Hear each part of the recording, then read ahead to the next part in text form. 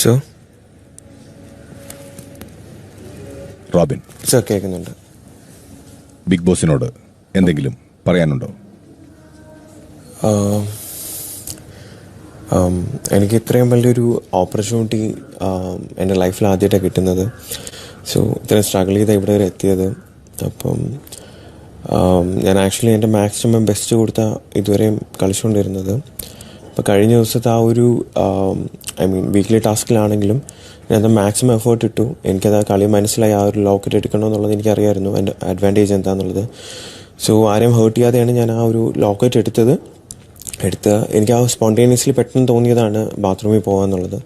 So ബാത്റൂമിൽ പോയി lock ചെയ്തതിൻ്റെ പിന്നാലെ ലൈക്ക് എനിക്ക് അകത്തിരിക്കുന്നുണ്ട് ആരൊക്കെയാണെന്ന് അറിയത്തില്ല. പുറത്തുനിന്ന് എയർ ഫ്രഷ്നറോ സ്പ്രേയോ അതെനിക്കറിയത്തില്ല, കുറേ സ്പ്രേ ഒക്കെ അടിക്കുന്നുണ്ടായിരുന്നു. അപ്പം അകത്ത് ചെറിയൊരു ടോയ്ലറ്റ് ആയതുകൊണ്ട് വെന്റിലേഷനും ഇല്ലായിരുന്നു. നല്ല രീതിയിൽ എനിക്ക് സഫക്കേഷനും ചെറിയ രീതിയിൽ ചോക്കയും വന്നു. എന്നിട്ട് ഞാൻ കുറച്ചു നേരം പിടിച്ചു നിന്നു. പിന്നെ ഒരു സെർട്ടൺ പോയിന്റ് എത്തിയപ്പോൾ എനിക്കത് പറ്റാത്തതുകൊണ്ടാണ് ഞാൻ ആക്ച്വലി ദിൽഷയെ വിളിച്ചത്. അപ്പോൾ ആ ഒരു ടൈമിൽ ജാസ്മിനൊക്കെ അവിടെ നിന്നിട്ട് എന്താ പറയുക, അവിടെ കിടന്ന് ചാകുന്നൊക്കെ പറഞ്ഞപ്പോൾ ഒരുമാതിരി ഒന്നാമത് സഫക്കേഷനുണ്ട്, അതിൻ്റെ കൂട്ടത്തിൽ എന്താ പറയുക കുറച്ചൊരു വിഷമവും ദേഷ്യവും എല്ലാം കൂടെ ഒരുമിച്ച് വന്നു. അപ്പം അത് കഴിഞ്ഞ് പുറത്തിറങ്ങാൻ പറഞ്ഞ് പുറത്തിറങ്ങുന്ന ടൈമിൽ ആക്ച്വലി എൻ്റെ പ്ലാൻ എന്തായിരുന്നു എന്ന് വെച്ച് കഴിഞ്ഞാൽ ആ ഒരു ലോക്കറ്റ് വിട്ടുകൊടുക്കാൻ പാടില്ല. സോ മാക്സിമം എത്ര നേരം അതിൻ്റെ അകത്ത് ഹോൾഡ് ചെയ്ത് വെക്കാൻ പറ്റുമോ അത്രയും നേരം വരെ ഹോൾഡ് ചെയ്ത് നിൽക്കുക എന്നുള്ളതായിരുന്നു എൻ്റെ പ്ലാൻ.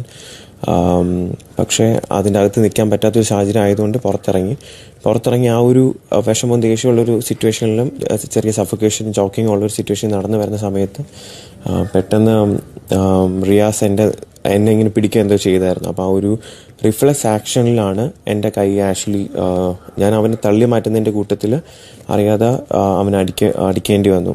അപ്പം അത് വേണമെന്ന് വെച്ച് ചെയ്തതല്ല, ആ ഒരു സാഹചര്യത്തിൽ പറ്റിപ്പോയതാണ്. അതിനുശേഷം എന്നെ റിയാസ് പല രീതിയിൽ പ്രൊവോക്ക് ചെയ്യാനും ഇതെല്ലാം ചെയ്തിട്ടും ഞാൻ എൻ്റെ ഭാഗത്തുനിന്ന് ഒരു രീതിയിലുള്ള റെസ്പോൺസും ഇല്ലായിരുന്നു.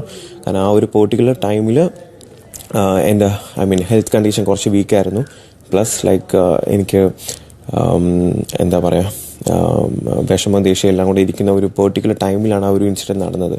അതിനുശേഷം ബിഗ് ബോസിനെ തന്നെ നോക്കാം, പല രീതിയിൽ ഞാൻ ഇവിടെ വരുന്നതിന് മുമ്പ് വരുന്നവരെയും എന്നെ പല രീതിയിൽ പ്രൊവോക്ക് ചെയ്യാൻ ശ്രമിച്ചു. പക്ഷെ ഒരു രീതിയിലും ഞാൻ റെസ്പോണ്ട് ചെയ്യാനോ അവൻ്റെ അടുത്ത് ദേഷ്യം കാണിക്കാനോ ഒന്നും നിന്നിട്ടില്ല.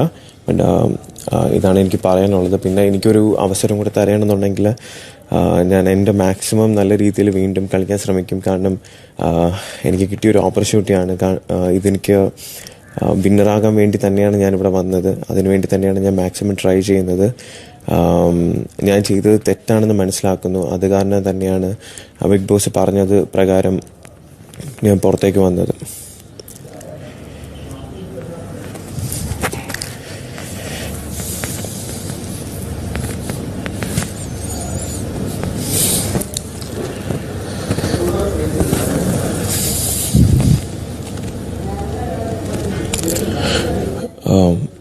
എനിക്കൊരു അവസരം കൂടി തരണമെന്ന് ഞാൻ റിക്വസ്റ്റ് ചെയ്യുന്നു.